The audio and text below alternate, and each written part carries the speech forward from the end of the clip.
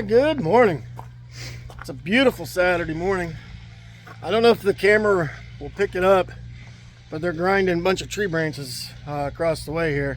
So it's a little loud, but not obnoxious. I don't know if you'll be able to hear it or not. So anyways, sitting around this morning thinking about what I'm going to do today. I said it's a beautiful day. It's actually pretty warm. It's like 60. I was going to come out and start working on the Toyota. And then I decided, no, you know what? I need to get this off my trailer. It's been on the trailer for like probably a month now. And I haven't touched it. Haven't done anything well. I mean, I did get into the trunk. I think I showed you that earlier. And also showed a video on getting the rear brake shoes unstuck. Well, we got into that.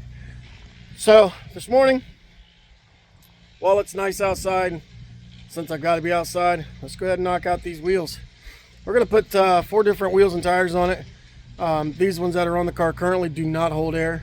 A couple of them actually won't even take air.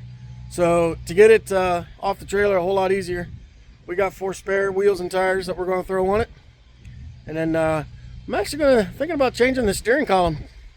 We don't have any keys, so I'm thinking about changing the steering column out to see if we can get it to run. Maybe, I don't know, we'll see. But meanwhile, I gotta get the 4 wheels dug out. They're buried. I'll get them out and we'll get them swapped on. That'll be the first step. All right, so we got the fuel pump. Listen to me, I'm tired already.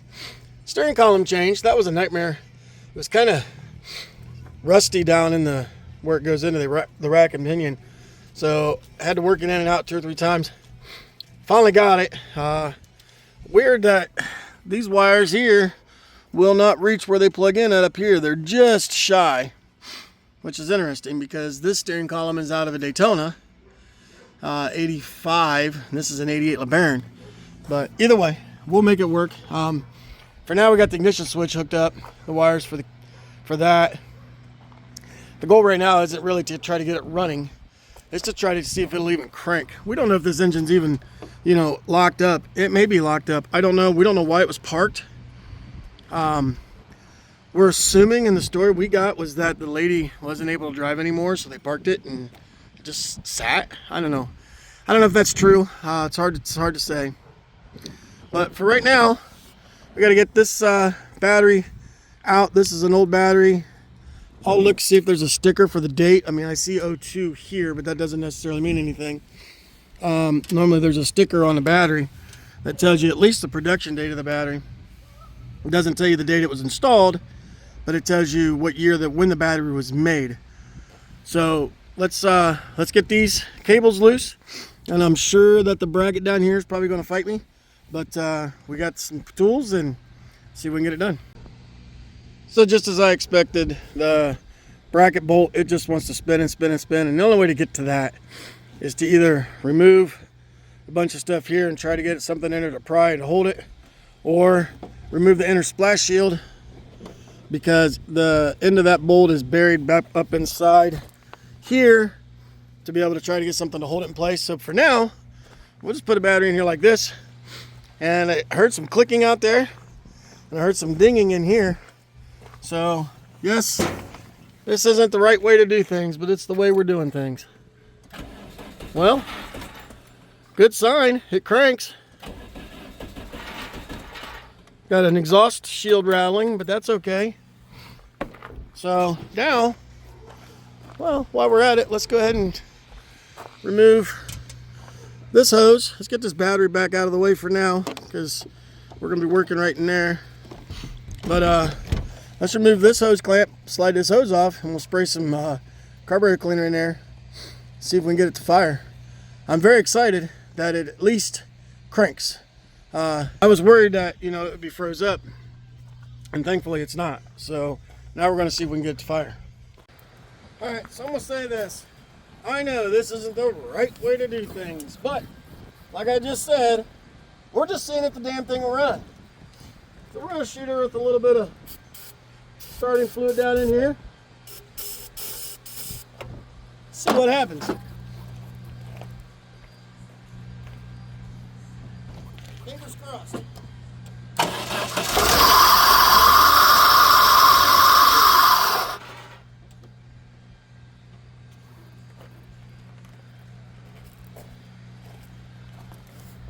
I consider that a win.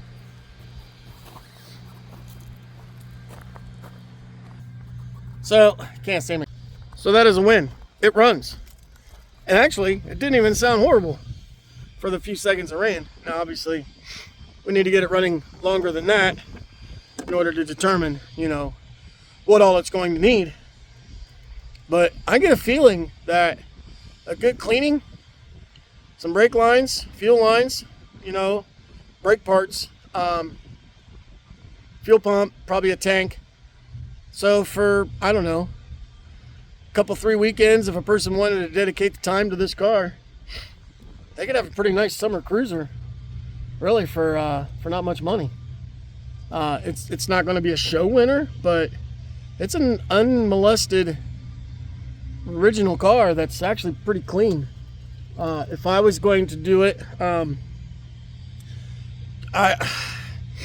obviously we have to check the condition of the turbo, see if it's froze up, and other things, you know, clean the injectors. There's things that could be done, you know, to make it better. Obviously, tune up, timing belt, stuff that, you know, has sat for years and years and years and dry rotted and whatnot. All the rubber hoses, the fuel hoses, and all that, radiator hoses possibly.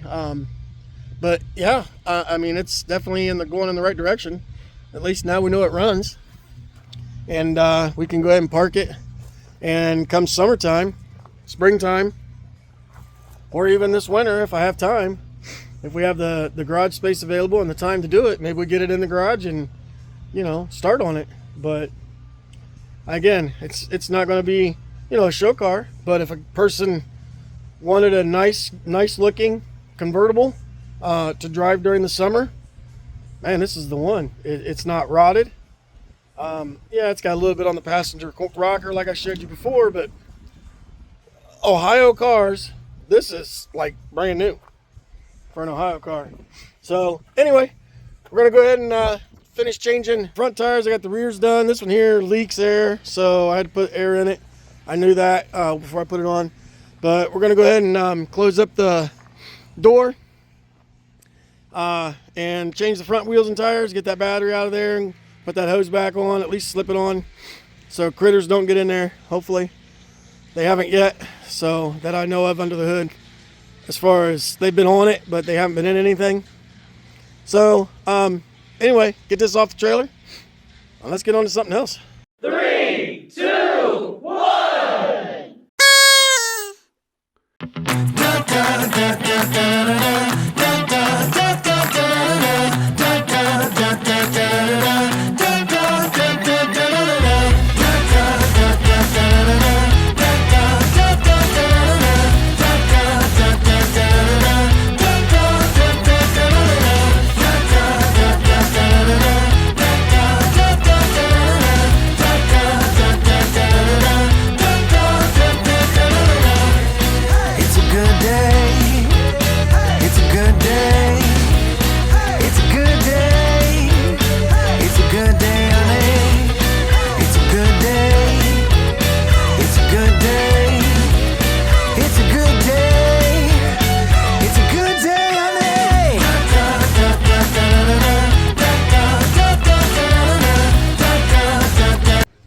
So sometimes things just don't go your way.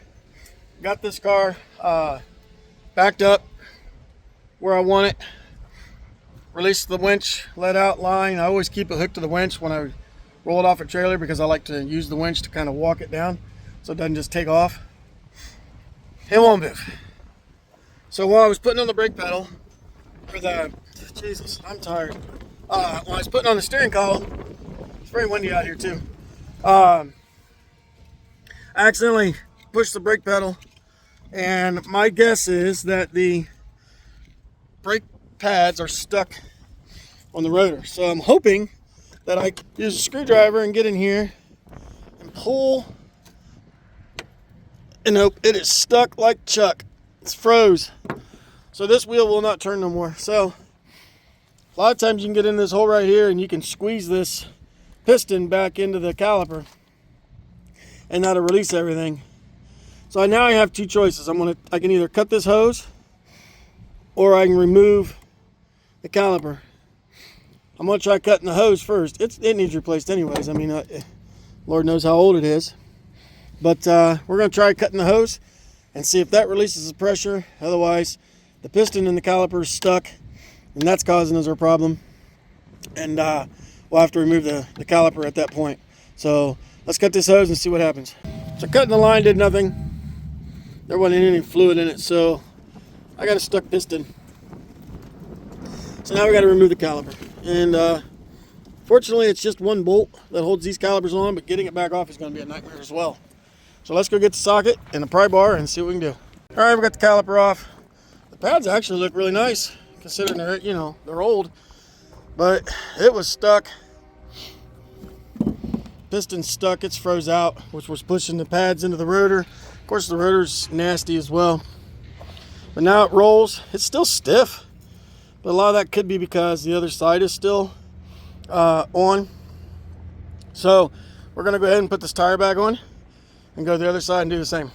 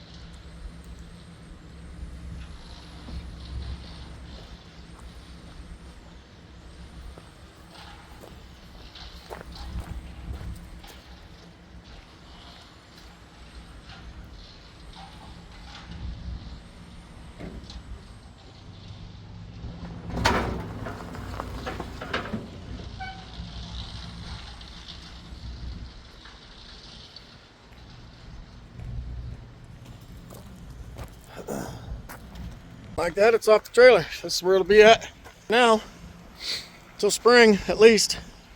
Yeah, so that was what was holding it up, was the calipers.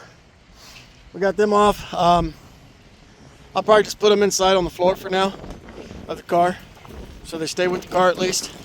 But let's go ahead and get the trailer put away, get it unhooked, locked up, jack, tools put back in the garage, and find something else to get into. All right, so it's Monday now, and again, it's not terribly cold. It's like 41 degrees outside, so it's not horrible. We're going to work on this little Toyota tonight. I'm just trying to get this thing to where it can go ahead and go away. And one thing I've noticed, so I've joined a group for these Toyotas a while back and asked a couple of questions. I posted that, I'm parting it out, was one thing. It wasn't really a question, I guess. And then I asked the other question the other day, like 3 or 4 days ago, about how to remove these taillights. Are they glued in? I got all the nuts off and I couldn't get it to budge, and I was trying to remove them without breaking them. Well, one thing about the Shelby Dodge Club is if I post that same question on that group, you're going to have several answers within minutes of posting that. The Toyota group, I don't know if it's just not as busy, or there's, maybe there's not as many active members, but that was like 4 days ago I posted that. I've yet to get a response. So I can't sit and wait forever. I got to get things done. So yes, an 89 Toyota Celica, the taillights are in fact glued in. Kind of like an Omni. You can see the buttle tape or the glue or sealant, whatever you want to call it, runs around the entire inside section of the taillight. Now, and also Toyotas have the socket assembly attaches to here, but this is how you learn if you don't have guidance. Unfortunately, I broke it. So luckily, where this piece sits, once the trunk lid is closed, I got it backwards, this can sit right here. And honestly, except for that little mark right there, man, you can't even tell this thing was ever broke. So a person could glue that back together. The lens itself, like the red and the amber part, is fine. It's just this little black piece that's broken here. So we're going to go ahead and list that and show that it's obviously broke. But, I don't know if these cars have the popularity that the Shelby cars do. It doesn't seem that way to me. But we're going to go ahead and save what we can. Even if we get, I don't know, 20, 30 bucks for that. That's, still it's a part that otherwise would end up in a scrapyard in a crusher, because most crushers like these Dodges that we deal in, they don't keep this stuff. They just cut the cat, yank the battery, maybe the radiator, crush them. So anyways, with that said, lesson learned. Now we're going to move to the passenger side with a little more knowledge, so that hopefully we can get that one out without breaking it. So fingers crossed. All right, welcome back. Working out here again on this little Celica, and show you what we got done. I don't know if I said it or not, but I got the taillights out. I broke this one. I think I did show you that, but they are glued in. The trunk is pretty much done. I got to get this taillight panel with the reverse lights or tag lights in it. Get that out. Still got to get the emblems off the trunk, but that's easy. Last night I worked on it for a while. It's hard to see because it's dark, but I got the dash out. So the instrument cluster's out, the radio's out, the heater controls are out. I got the driver's door window motor regulator, which is kind of a weird setup. And then the window sweep. I know how it is to find good ones on the cars we're usually doing. And this one was good, so I kept it. I don't know if it's the same for these or not, but we're going to keep it and try. Also got the driver's mirror off. The sun visors are out. You can see everything kind of laying up here. I got the grill out, and then the air box is out. That's my tote putting parts in. The headlight assemblies are out. I don't know if they're valuable. I don't know much about these things. This is a learning experience. So if it doesn't sell, then I can toss it in the car later. But something I found interesting was I wanted to pull the valve cover, and worst case scenario, I'll just keep it for myself and put it on the wall. But the plug wires go through the valve cover, which is fairly, common, especially in today's cars. But I was looking for the bolts to what holds the valve cover in, and here it's got these gigantic metal washers, and they thread on right here like so. So you just take those off, and the valve cover, now it's going to prove me wrong. I just had it popped up a second ago.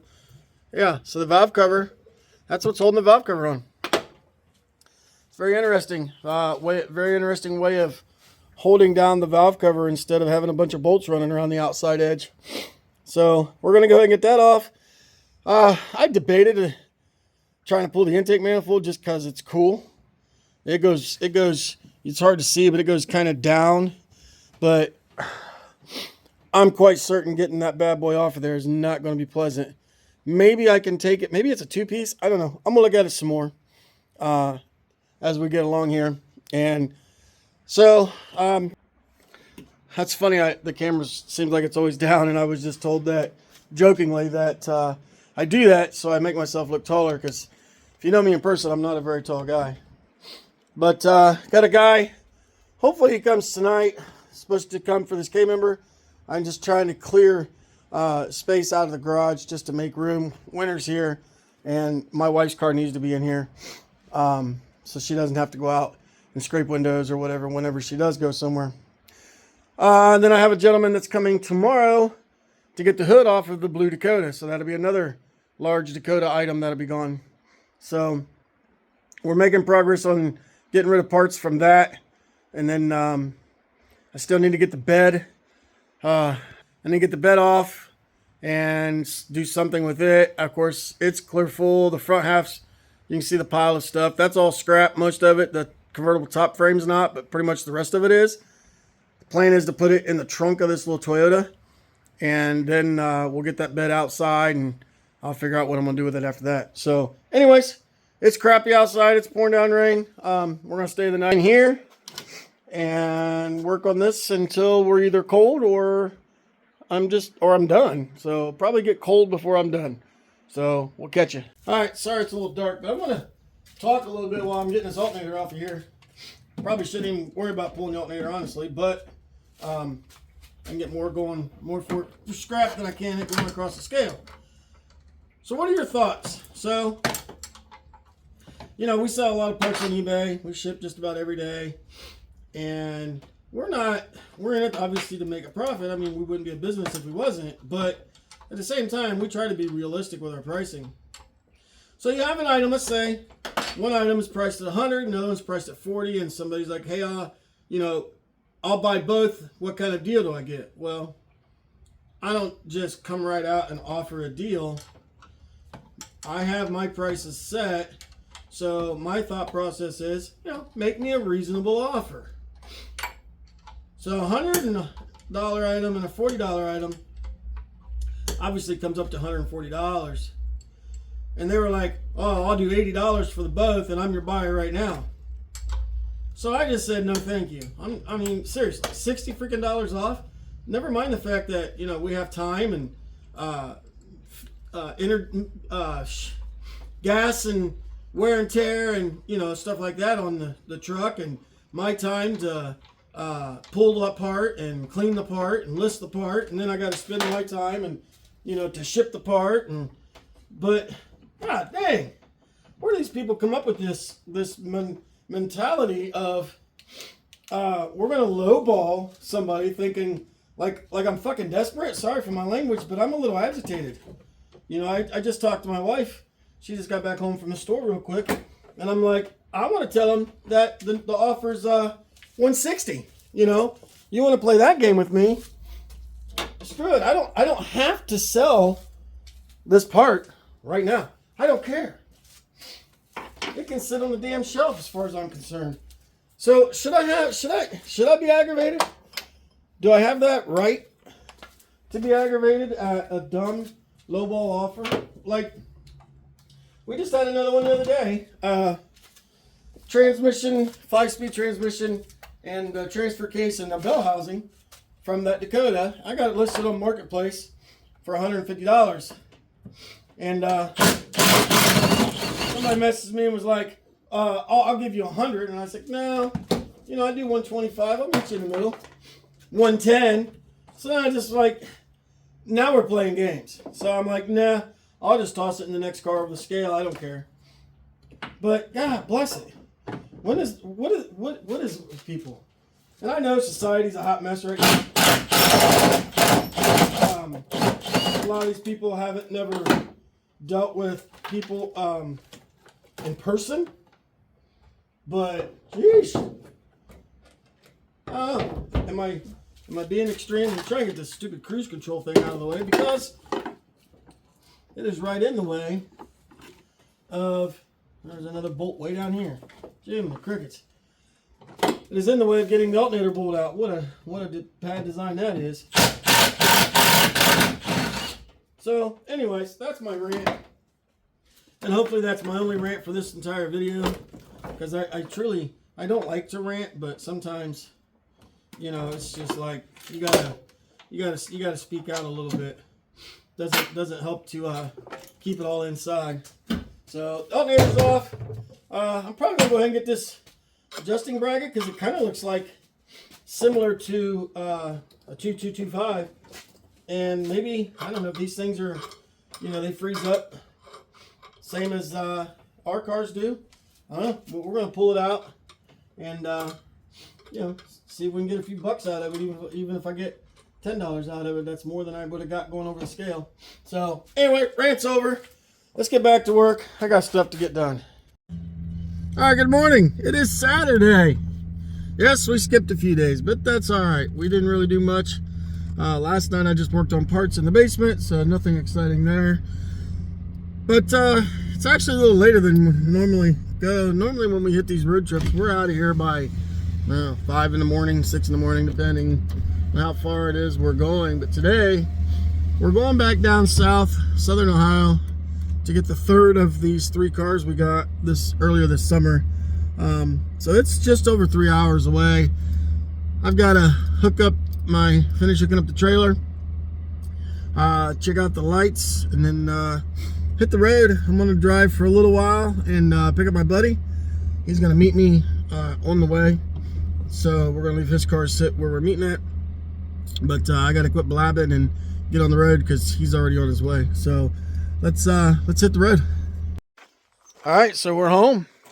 The trip was actually very uneventful. It was a decent trip. Down and back, still daylight out, which is amazing to me that we made it that far. And no issues with traffic. Everything went smooth. So thanks to my buddy again for, well, actually he drove again because he loves to drive. So thank you. So what did we get? This is a 1985 Chrysler Laser, or what's left of one. So you can see it's got donut tires. There's none of the ground effects are on it. It gets worse the further we go. No front fender. There's a driver's side fender in the car. No hood, no front nose, no bumper brackets. Of course, no engine, transmission. There is a rack and pinion. No engine harness. Surprisingly, the master cylinder booster is still there. But yeah, this one is not much left of this one. But we knew that. I knew that the first time I saw the car. So let the haters talk. This one's not going to be saved. They cut the quarter panel out. He has another Laser, and he robbed all the parts from this car for that one. So they went to a good use. It's got a big knot here in the quarter panel. So this quarter panel is not even savable. This door's got a big knot here. Wouldn't save the door anyways because they're a super hard sale. Unfortunately, the windshield has a big crack in it, like right here like this on the other side. So it's no good. So pretty much everything you're seeing here is no good. This mirror is even broke, which is amazing that the mirror is a manual mirror. I've never seen one of these with a manual mirror. But there is some parts inside. Unfortunately, I cannot get in the passenger side door. We're going to go and see the mud daubers. Those must have fell off on our journey back home. The driver's door did open, but it will not now. Probably because we got the car all strapped down. So there's not even much left on the inside. There's no driver's seat. I do see a console. There's no cluster. Probably no. The heater controls are in there. I can see those. I doubt that there is any boost gauge. Oh. And yeah, getting in here is not going to be easy. I'm trying to see if I can hit the hatch release button. I cannot. So I may end up having to unstrap this and jack it up a little bit. I had the door open when we loaded it, so it'll open. But like I said, it's probably because it's strapped down.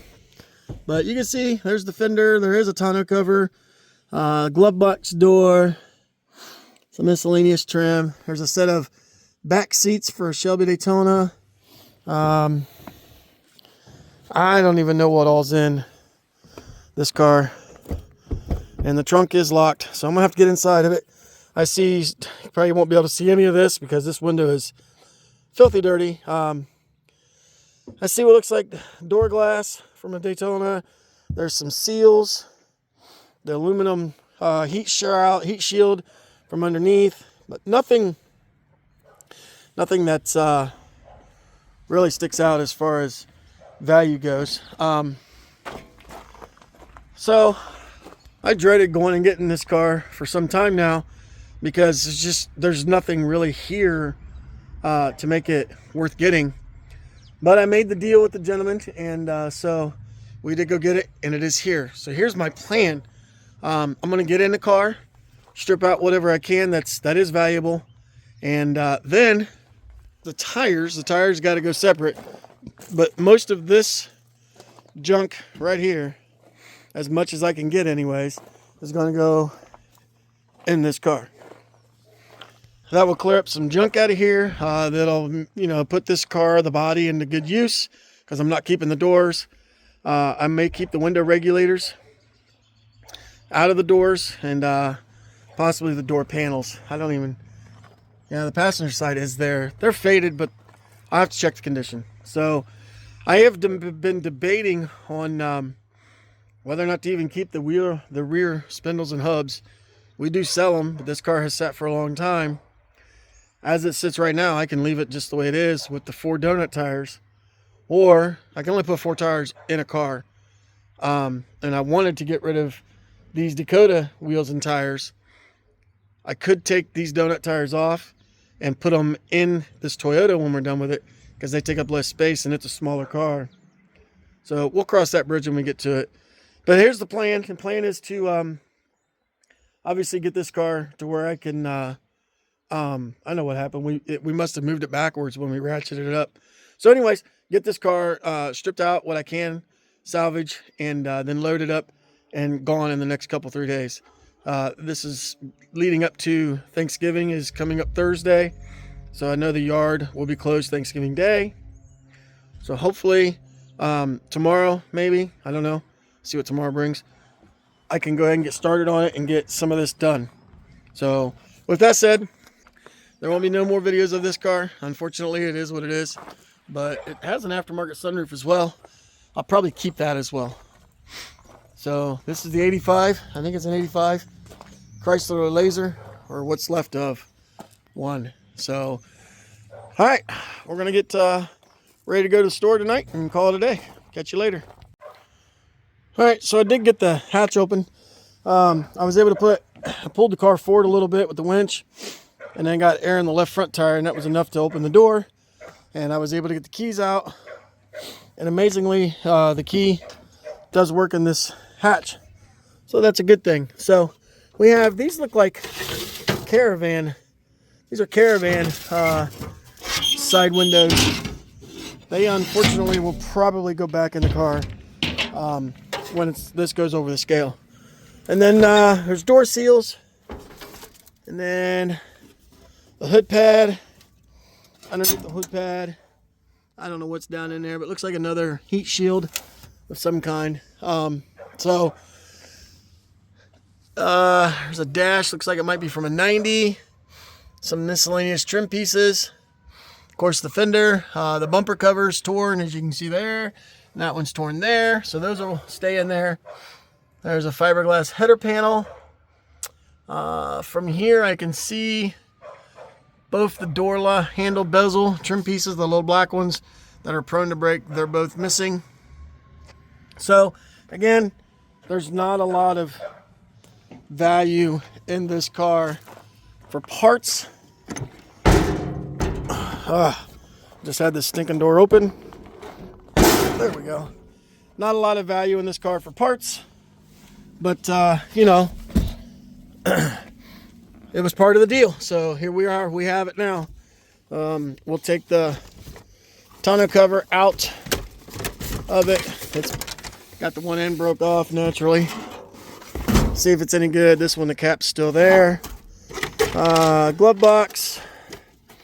Again, no value, unfortunately. Piece of trim around the dash. A sill plate, if it's broke. The other sill plate is broke as well, so they're useless. But anyway, I'm not going to ramble on about this car because there's just not much to discuss. The console armrest is gone.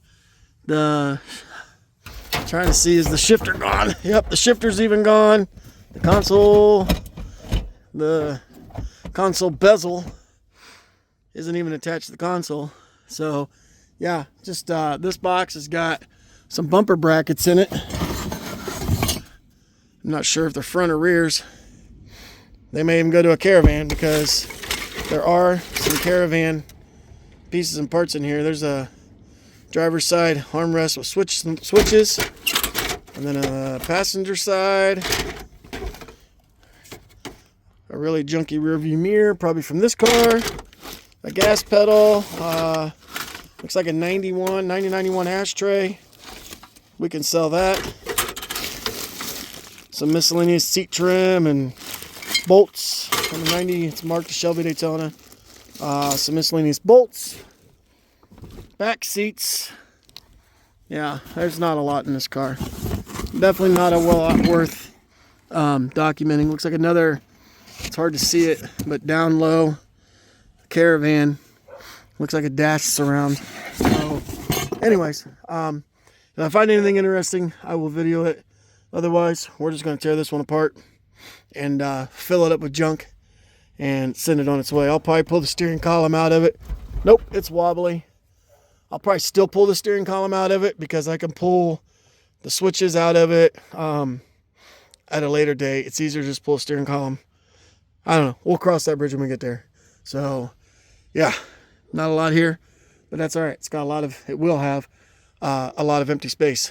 So, hell, this fender's even rusted along this edge here. So, what I'll probably do with this fender, honestly, is put it back on the car, try to bolt it down as good as I can and send it because it's pretty rough. But it is what it is. I'm not mad about nothing. All right, let's call it a night and get busy another day. Good morning. It's a bright, sunny Sunday morning, as you can tell. Plans today. These are just plans. Plans change. I just got done talking to my wife, and she asked me what I was doing today, and I told her those are my plans. However, we all know how plans sometimes pan out. My plan today is to change the oil in her car and then clean out the inside of her car. Just vacuum it and clean it out before it gets cold. I need to fluid film the truck, the bottom of the truck, and it doesn't really need cleaned inside because the body shop that did the work actually detailed the inside. And then get this laser cleaned out any usable parts that are in it. The mirror, whatnot, everything like I've talked about earlier in the video. And then get this pile of junk loaded up. What I would love to do is to get this laser done today. And all of this, as much of this junk laying here that I can get in it. And then the tires loaded in the bed of the truck. And then tomorrow, once I get home from work, haul all this over the scale. And it's done and it's gone. So we're going to try. We're going to work on this and see what we can get done. So right now, I'm going to turn on some music. And I'm just going to jam out, see what I can get done. We'll see in a little bit. I'll let you know. Alright, so as you can tell, I'm inside this car, clearing it out, getting, going through, seeing if there's anything worth pulling, and found out that this was actually an automatic car with a standard console in it. I remember him telling me that they changed the console. I don't know why or when, but they did. But anyways, digging through all this stuff, you can see it's just a bunch of hodgepodge of just miscellaneous pieces and parts. And so I'm at a dilemma. I have kick panels, they're still decent, But we've got several kick panels already listed and haven't sold any. So it's like, what do I go ahead and take them out and list them? Because I've said it many times in my videos, they're never going to make this stuff again. But, you know, storage eventually becomes an issue.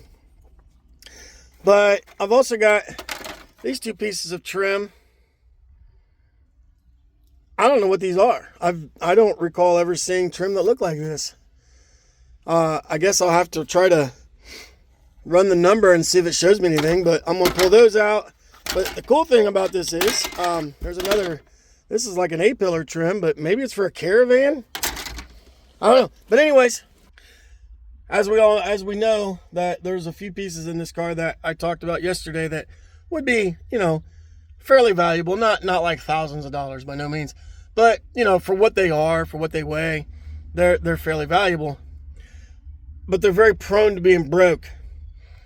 This, it's hard to see in the camera. Sorry, the sun is like coming in at a weird angle.